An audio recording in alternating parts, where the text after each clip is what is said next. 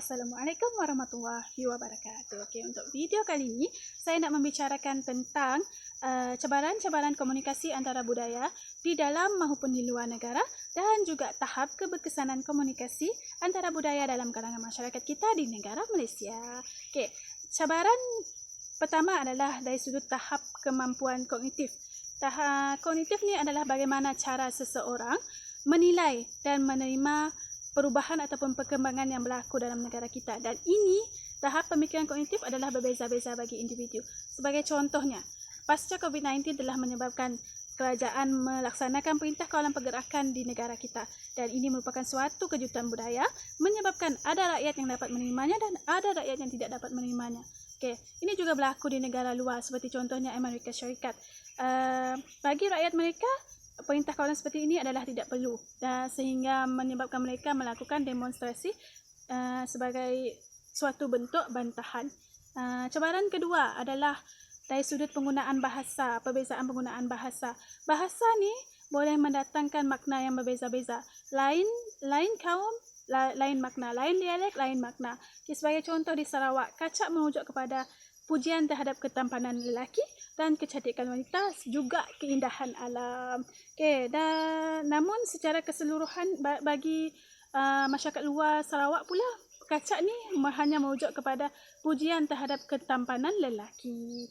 Selain itu, buat masyarakat Arab contohnya, perkataan Arab jika dilantunkan dengan intonasi berbeza boleh mendatangkan makna yang berbeza. Sebagai contoh, akala. Jika disebut akala merujuk kepada makan. Jika disebut sebagai aqala boleh merujuk kepada akal. Kedua-dua contoh ni boleh menyebabkan miscommunication dalam penyampaian maklumat dan boleh menyebabkan kegagalan dalam komunikasi sekiranya tidak dapat difahami dengan baik dan betul. Okay, selanjutnya adalah stereotip. Stereotip ni adalah suatu fahaman terhadap suatu fahaman yang objektif terhadap sesuatu rangsangan yang akhirnya boleh menyebabkan prasangka. Sebagai contoh, terhadap gaya hidup seseorang, rupa paras seseorang.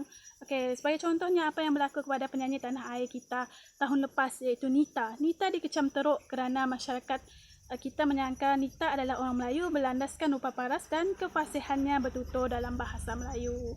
Dan Nita yang Nita yang dikecam adalah tindakan yang berpeluk dengan hambil setelah habis konsert big stage, yang mana tindakan ini dianggap sebagai tidak sopan lantaran rakyat menyangka dia adalah orang Melayu. Nita yang menyedari keadaan ini segera memohon maaf dan membersihkan salah faham dengan menyatakan bahawa dia bukan orang Melayu. Ini berbeza bagi hambil sendiri. Di tempat asalnya, berpeluk adalah suatu konsep yang menunjukkan kemesraan. Dan jika seseorang menolak tindakan itu, boleh dianggap sebagai sombong. Okey, tahap keberkesanan komunikasi. Dari sudut haptiksnya, dari sudut sentuhan. Alhamdulillah saya melihat keberkesanan ini berlaku di Malaysia, yang mana Malaysia telah menerapkan budaya baru iaitu social distancing untuk menggantikan budaya bersentuhan seperti bersalaman dengan meletakkan tangan di dada sebagai tanda hormat, dan ini dipraktikkan di Malaysia. Yang kedua adalah dari sudut chronomics. Okey, minta maaf, dari sudut penggunaan masa.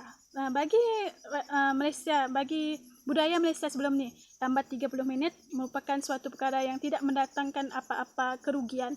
Namun setelah pasca COVID-19, kerajaan telah menetapkan pematuhan terhadap Standard Operation Procedure SOP, bahawa masa itu perlu dipatuhi. Sebagaimana yang ditetapkan oleh pendidikan terhadap sekolah-sekolah, pelajar perlu diambil 30 minit setelah berakhirnya sesi persekolahan, dan saya melihat tahap kepatuhan ibu bapa penjaga terhadap perkara ini adalah 99%. Dan seterusnya, saya juga melihat keberkesanan komunikasi antara budaya berlaku dalam sudut kinesiks, iaitu penggunaan kontur wajah dan mata. Ini berlaku apabila berlakunya majlis-majlis tertentu, yang mana kebiasaan norma masyarakat Malaysia adalah memulakan majlis dengan bacaan doa. Bagi mereka yang tidak beragama Islam, mereka tidak keluar daripada majlis, tetapi mereka sebaliknya masih duduk di dalam majlis dan menundukkan pandangan sebagai tanda hormat. Sekian. Assalamualaikum warahmatullahi wabarakatuh.